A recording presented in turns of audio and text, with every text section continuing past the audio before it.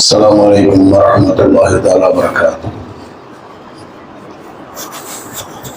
الحمد لله. அன்புக்கும் மன்னியத்திற்கும் உரிய அல்லாஹ்வின் நல்லடியார்களே, அருமை சகோதரர்களே, அல்லாஹ்வுடைய அளப்பெரும் கருணையினால் நாள்தோறும் சில நல்ல விஷயங்களை அறிந்து வருகின்றோம். அந்த அடிப்படையில் சிராஜு தாலிபீன் என்ற நூலில் பதிவு செய்யப்பட்டுள்ள ஒரு செய்தி உங்களிடத்தில் இப்போது நான் கூற இருக்கிறேன். கால பாதுல் ஹுக்கமா, ஒரு அறிஞர் கூறுகின்றார். அது எந்த அறிஞர்பாக இங்கே பேர் சொல்லப்படவில்லை. ஒரு அறிஞர் கூறுகின்றார்,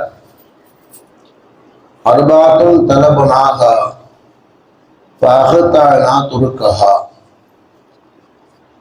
நாங்கள் 4 விஷயங்களை 4 வழிகளிலே தேடினோம். ஆனால் அந்த வழி தவறு என்று உணர்ந்தோம், புரிந்து கொண்டோம். அதை வேறு 4 வழியிலே நாங்கள் பெற்றுக்கொண்டோம் என்பதாக அவர்கள் கூறுகிறார்கள். சில நேரத்திலே மனிதர்கள் எந்த பொருளை எங்கு தேட வேண்டுமோ அங்கு விட்டு விட்டு இன்னொன்றிலே தேடுகின்றார்கள். ஆனால் இல்லாத பொருளை அவர்கள் அது இல்லாத இடத்தில் எப்படி பெற்றுக் கொள்ள முடியும்? முல்லா நஸ்ருத்தீனுடைய வாழ்க்கை நடந்த ஒரு நிகழ்வு எழுதுகிறார்கள். முல்லா நஸ்ருத்தீன் ஒரு தடவை இரவு நேரத்திலே தெருவின் விளக்கு வெளிச்சத்தின் கீழே என்ன செய்கின்றார்? ஏதோ ஒன்றை தேடிக் கொண்டிருந்தார். அப்போது அங்கு சென்ற ஒருவர் கேட்டார், முல்லாவே, என்ன பொருளை தொலைத்தீர்கள் என்பதாக கேட்கிறார். அவர் சொன்னார், வீட்டு சாவியை காணவில்லை, வீட்டு சாவி நான் தொலைத்து விட்டேன், நான் தேடுகிறதாக சொன்னார். அவரும் தேடி பார்த்தாரு, காணும். அப்ப அவர் கேட்டார், முல்லா அவர்களே, இங்குதான் தொலைத்ததாக உங்களுக்கு நன்றாக நினைவிருக்கிறதான்னு கேட்டார். அப்ப முல்லா நஸ்ருத்தீன் சொன்னார், இல்லை, நான் இந்த இடத்திலே தொலைக்கவில்லை. அதோ அந்த இடம் இருக்கிறது இல்லையா, அந்த இடத்திலே தொலைத்தேன். அந்த இடம் இருட்டாக இருக்கின்றது, அதனால் அங்கே தேடாமல் இங்கு வந்து வெளிச்சத்திலே தேடுகிறவாக அவர் சொன்னார். உடனே அவர் என்ன செஞ்சாரு? அந்த மனித திட்டிவிட்டு போய்விட்டார். முல்லா நஸ்ருத்தீன் என்பவர் வெளியிலே பார்ப்பதற்கு ஒரு விகட கவி. ஆனால் அதே நேரத்திலே அவர் மிகச்சிறந்த இறைநேசர், மிகச்சிறந்த அறிவாளியவர். அவர் முல்லா நஸ்ருத்தீன் அதன் மூலமாக உலக மக்களுக்கு ஒரு செய்தியை சொல்ல வருகிறார். என்னவென்றால், மக்கள் எந்த இடத்திலே எதை தேட வேண்டுமோ அதை விட்டு விட்டு அது இல்லாத இடத்திலே தேடிக்கொண்டிருக்கிறார்கள். ஏன்னா இவங்க என்ன செய்யறாங்க, அது எப்படி அவர் வந்துட்டு அந்த இருட்டான இடத்தை விட்டுட்டு போய் என்ன செய்யுது, இந்த வெளிச்சத்துலதான் என்ன செய்ய இருக்கும் என்பதாக தேடுகின்றாரோ, இது மாதிரி மக்களுடைய மனநிலை என்னன்னா, எந்த இடத்துல எது இருக்கோ அதை விடுறாங்க. அதை விட்டு விட்டு என்ன செய்யறாங்க அப்படின்னா, இல்லாத இடத்திலே தேடிக்கொண்டிருக்கிறார். உதாரணமாக விளங்கணும் அப்படின்னா, மனதுக்கு நிம்மதியவாக அல்லாஹ் தஆலா திக்ரை கொடுக்கிறான். அல்லாஹ் திக்ராய் தத்துமையில கொடுக்கும். அல்லாஹ் திக்ரு செய்யறான மனசுல அமைதி ஏற்படும்.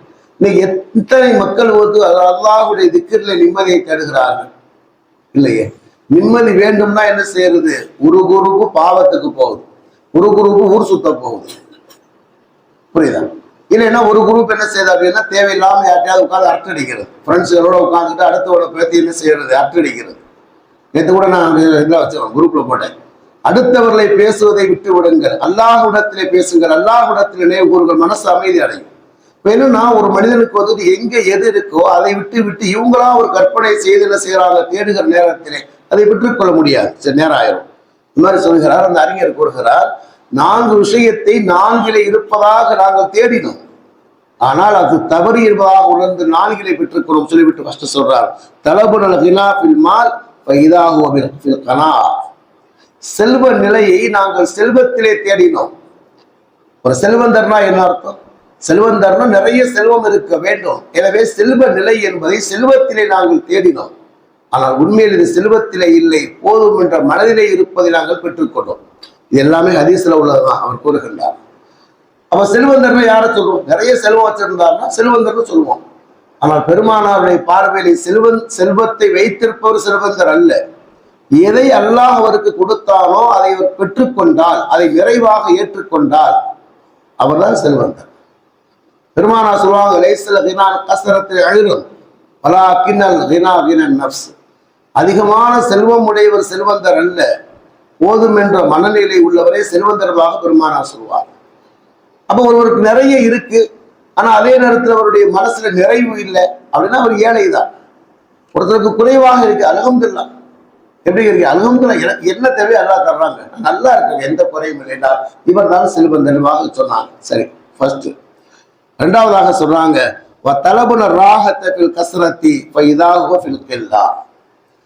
நிம்மதி என்பது அதிகமான பொருட்களும் அதிகமான செல்வங்களும் எல்லா பாக்கியங்களும் அதிகமாக இருந்தால் நிம்மதி கிடைக்கும் என்பதாக நாங்கள் நினைத்தோம். ஆனால் குறைவாக இருப்பதிலே தான் நிம்மதியை நாங்கள் பெற்றுக்கொள்வோம் என்பதாக அவர் கூறுகின்றார். உண்மையிலேயே ஒரு மனிதனுக்கு அல்லாஹ்வுடைய பாக்கியங்கள் எவ்வளவு குறைவாக இருக்கின்றதோ அவர் அந்த அளவுக்கு நிம்மதியாக இருக்கின்றார். எவ்வளவு அதிகமாக ஆகின்றதோ அந்த அளவுக்கு அவருடைய நிம்மதி போய்விடுகிறது. நிம்மதி போகும். ஒரு ஏழை என்ன செய்வார் அப்படின்னா படுத்த இடத்துல தூங்கிடுவார், கிடைச்சது சாப்பிடுவார், கிடைச்சது சாப்பிடுறாரு, அவர் பாடு தூங்குறாரு. ஆனா அதனால அது மாதிரி ஒரு செல்வந்தர்னால தூங்க முடியுதா? தூங்க முடியல. எல்லாமே செய்யணும். யோசிச்சு பார்த்தோம்னா எல்லாம் விளங்கும். விரிவா சொல்ல நேரம் பத்தாது. இப்ப எத்தனை செல்வந்தர்கள் செய்றாங்க, மாத்திரை போட்டு தூக்கம் இல்லை அவங்களுக்கு, மாத்திரை போட்டு அவங்களுக்கு தூக்கம் இல்லை. அவங்களுக்கு அவ்வளவு பிரச்சனை. நம்ம என்ன பார்க்கோம் அப்படின்னா அவங்க கூட நல்லா இருக்கிறாங்க அப்படின்னு. சில பேர் இடத்துல நான் கூட என்ன செய்ய நெருங்கி பழகிற நேரத்துல சில பெரிய வசதியான உள்ள பார்க்கும்போதுதான் நம்ம பரவாயில்லை, நம்ம சாப்பிடுற சாப்பாடு அவங்க சாப்பிடுறது இல்லை, நம்ம தூங்குறது மாதிரி அவங்க தூங்குறது இல்லை. ஒரு ஏழை இருக்கிறாருன்னா பிளாட்பாரத்தோடு படுத்து தூங்கிடுவான். ஒரு செல்வந்தரனால தூங்க முடியுதா? முடியாது. ஒண்ணும் இல்லை. பாக்கெட்ல பணம் இருக்குது, கையில செல்போன் இருக்கு, படுக்க முடியுமா? போற இடத்துல படுக்க முடியுமா? தூக்கமே வந்தா கூட யோசிப்பேன், எவ்வளோ பணம் தூக்கிட்டு போயிடுவாங்களோ, பணத்தை தூக்கிட்டு போயிடுவாங்களோ அப்படின்னு. ஆனா அது இல்லைன்னு அவன் நிம்மதியா படுத்து தூங்க முடியும். நம்ம டிராவல் பண்றோம், பாக்கெட்ல பணம் கொண்டு போகும்போது என்ன யோசனை வரும்? எவனா பிட்டு அடிச்சிருவாங்க, நம்ம ரொம்ப கவனமா போடு என்பதான். காசு கம்மியா இருந்துச்சுன்னா படுத்து தூங்கிடுவோம். இதெல்லாம் நம்ம அனுபவத்திலே நம்மளே பார்த்திருக்கிறோம். அதனால் அவர் கூறுகின்றார், நிம்மதி என்பது என்ன செய்யறது அப்படின்னா அதிகமாக இருப்பதே நிம்மதியாக நாங்கள் நினைத்தோம் அல்ல, எந்த அளவுக்கு குறைவாக அல்லாஹ் கொடுத்திருக்கிறார் தான் நிம்மதி இருக்கிறது என்று சொன்னால், செல்வத்தை பற்றி அறிஞர் மக்கள் இப்படி சொல்லுவாங்க, ஹலாலுவா ஹிசாபுன் ஹராமுஹா இக்காபுன். அது எந்த அளவுக்கு செல்வங்கள் அதிகமாக இருக்கின்றதோ அந்த அளவுக்கு வந்துகிட்டு இந்த உலகத்திலே நிம்மதி போது மட்டும் இல்லை, அல்லாஹ்விடத்தை பதில் சொல்ல வேண்டும். பெருமானா சொல்லுவாங்க இல்லையா, செல்வந்தர்கள் என்ன செய்வாங்க அப்படின்னா, செல்வந்தர்களை விட ஏழைகள் என்ன செய்வாங்க, 500 ஆண்டுகளுக்கு முன்னால் சொர்க்கத்துக்கு போயிடுவாங்க. ஏன்னு சொன்னால் இவர்களுக்கெல்லாம் பதில் சொல்லிட்டு வரணும். அவங்களுக்கு பதில் சொல்லணும்னு அவசியம் இல்லை. இருக்கிறது என்ன செய்யுது, கிடைச்சது சாப்பிட்டாங்க, அவங்க என்ன பதில் சொல்ல ஒண்ணு இல்லை போயிடுவாங்க. அப்ப எந்த அளவுக்கு வந்துட்டு என்ன செய்யறது அப்படின்னா, அது ஹலாலாக இருந்தால் பதில் சொல்லும், ஹராமாக இருந்தால் என்ன செய்ய வேண்டும், ஹராமாக இருந்தால் தண்டனை உண்டு. ஹஸரத் முஆவியா ரலியல்லாஹு தஆலா ஹலீஃபாவா இருந்தார். அபூதர் கிஃபாரிக்கு விருந்து கொடுத்தார். ஒரு ஹலீஃபாவுடைய விருந்து எப்படி இருக்கும்? ஆடம்பரமா இருக்கும், பயங்கரமான விருந்து. அபூதர் கிஃபாரி அந்த விருந்துக்கு சென்று விட்டு சொன்னார், இந்த செல்வம் பைத்துல் மாலிலிருந்து வழங்கப்பட்டிருந்தால், இந்த விருந்து ஏற்பாடு பைத்துல் மாலுடைய காசை கொண்டு நீங்கள் செய்திருந்தால் நீங்கள் நீங்கள் திருடன். பைத்துல் மால் வந்துகிட்டு என்ன செய்யுது, பைத்துல் மால் பொது நிதியை பாதுகாப்பதற்கு தான் நீங்க இருக்கிறீங்க. பொது நிதி எடுத்தது போல தடபடான விருந்து வச்சிருக்கீங்கன்னா நீங்கள் திருடன். அதே நேரத்தில் உங்களுடைய சொந்த பணத்திலிருந்து இவ்வளவு பெரிய ஆடம்பரமான விருந்தை நீங்கள் செய்திருந்தால் ஃபான்த முபத்திர், நீங்கள் வீண் வரையம் செய்யக்கூடியவர்.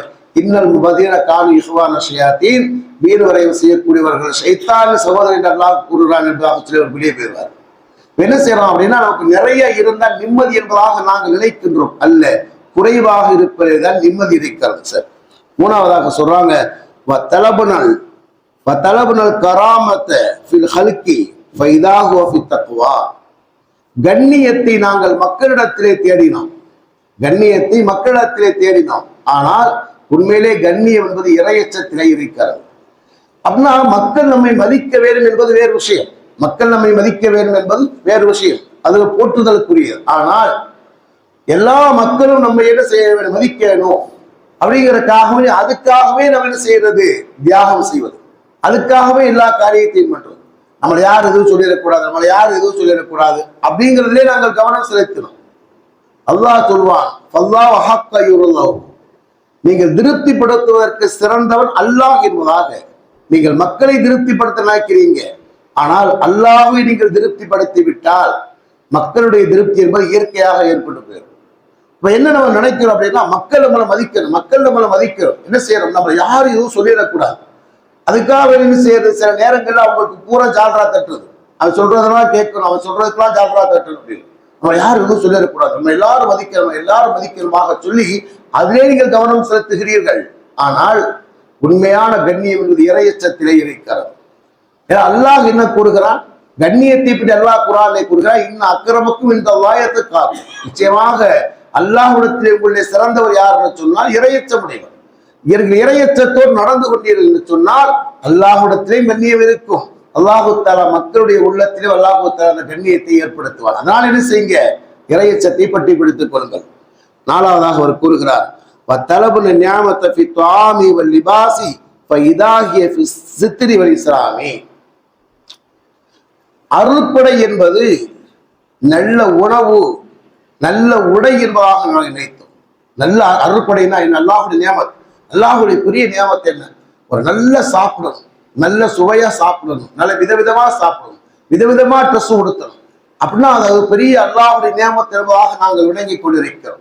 உண்மையான நியமத்தை அது அல்ல. உண்மையான நியமத்தை தெரியுமா, நமக்கு அல்லாஹு தஆலா இஸ்லாம் என்ற வாக்கியத்தை கொடுத்திருக்கிறார் இல்லையா, ஈமான் என்ற வாக்கியத்தை கொடுத்திருக்கிறார். இதுதான் மிகப்பெரிய நியாமத். நியாமத்திலே அல்லாஹுடைய அருள்படையில மிகப்பெரிய பாக்கியம் அல்லாஹு தஆலா அவனுக்கு ஈமானை கொடுத்திருப்பது. ஏன்னு சொன்னால் இந்த உலகத்திலே நல்ல உடை உடுத்தலாம், நல்ல சாப்பாடு சாப்பிடலாம், அதெல்லாம் என்ன செய்யறது, அதெல்லாம் போயிடும். நல்ல சாப்பாடு சாப்பிட்டோம், சிறிது நேரத்தை கழிவாக ஆகிவிடும். நல்ல ட்ரெஸ்ஸை உடுத்துறோம், சில நாட்கள் அந்த ட்ரெஸ் என்ன செய்யணும், நல்ல ட்ரெஸ்ஸை போட்டாலும் ஒரு நாள் அழுக்கா போயிடும். ஆனால் நியாமத்தினா என்ன தெரியுமா, அல்லாஹு தஆலா ஒருவருக்கு ஈமான் இஸ்லாம் என்ற வாக்கியத்தை கொடுத்திருப்பது பெரும் நியாமத். அல்லாஹ் அதை நாடுகிற மக்களுக்கு மட்டுமே கொடுக்கிறான், எல்லாத்துக்கும் அல்லாஹு தஆலா கொடுக்கிறது. சாப்பாடு எல்லாத்துக்கும் அல்லாஹ் கொடுக்குறான், யாருக்கு சாப்பாடு இல்லாம இருக்கு, யாருக்கு ட்ரெஸ் இல்லாம இருக்கு, ஒன்றும் பிரச்சனை. சாப்பாடு 3 நேரம் ஜிஹெச்ல போடுறாங்க, நைட்டு போடுறாங்க, நைட்டு போடுறோம், காலையில போடுறாங்க, நைட்டு கூட சாப்பாடு போடுறாங்க. சாப்பாடு பஞ்சம்லாம் கிடையாதுங்க. ட்ரெஸ்ஸுக்கு யாருக்கு பஞ்சம், இந்த ஜிஹெச்சுக்கு எத்தாப்பே வந்துட்டு செய்யறான். ஒரு அன்பகம்னு ஒண்ணு இருக்கு பாரு, ட்ரெஸ் நிறைய ட்ரெஸ் போடுறாங்க, எல்லாம் இல்லாத மக்கள் கூட போடுறாங்க, என்ன தேவையில்லாதவங்களாம் எடுத்துட்டு போறாங்க, இருக்கிற மக்கள் போடுறாங்க, இல்லாதவங்க எடுத்துட்டு போயிடுறாங்க. அதனால பெரிய ட்ரெஸ்ஸுக்கு பஞ்சம், சாப்பாடுக்கு பஞ்சம் இந்த காலத்துல எல்லாம் கிடையாது இல்லையா. அதனால அதே சொல்றாங்க, நியாமத்தில் தெரியுமா அல்லாஹு தஆலா ஈமானை கொடுத்திருக்க. 2வது நியாமத்தில் தெரியுமா, மனிதனுடைய பாவத்தை அல்லாஹு தஆலா மறைப்பது. சொல்றாங்க, ஏனி ஃபீமா யஸ்துருல்லாஹுல் உயூபி வ துனூபி, உன்னுடைய குறைகளினுடைய பாவத்தை அல்லாஹு தஆலா மறைக்கிறான் இல்லையா, அது பெரிய நியாமத். ஏன்னு சொன்னால் பனூ இஸ்ராயீலுடைய காலத்துல மனிதர்கள் பாவம் செஞ்சாங்க அப்படின்னா அவன் காலில் வந்தானா கதவுல எழுதப்பட்டிருக்கும். இன்னைக்கு அல்லாஹு தஆலா என்ன செய்ய, நம்முடைய பாவங்கள் என்ன செய்ய அல்லாஹு தஆலா மறைக்கின்றான், நம்முடைய குறைகளை மறைக்கின்றான் இல்லையா. அது அல்லாஹ்வுடைய பெரிய நியமத். குறை இல்லாத மக்கள் யாரும் இல்லை, பாவம் செய்யாத மக்கள் யாரும் இல்லை. ஏதோ ஒரு வகையான பாவங்கள், ஒரு சிறியதோ பெரியதோ ஏதோ மனிதனுடைய வாழ்க்கையில் ஏதாவது நடந்துகிட்டு இருக்கும். அந்த பாவத்தை மறைத்து அல்லாஹு தஆலா கண்ணியமாக வாழ வைக்கிறான் இல்லையா, அல்லாஹ்வுடைய நியமத் அது.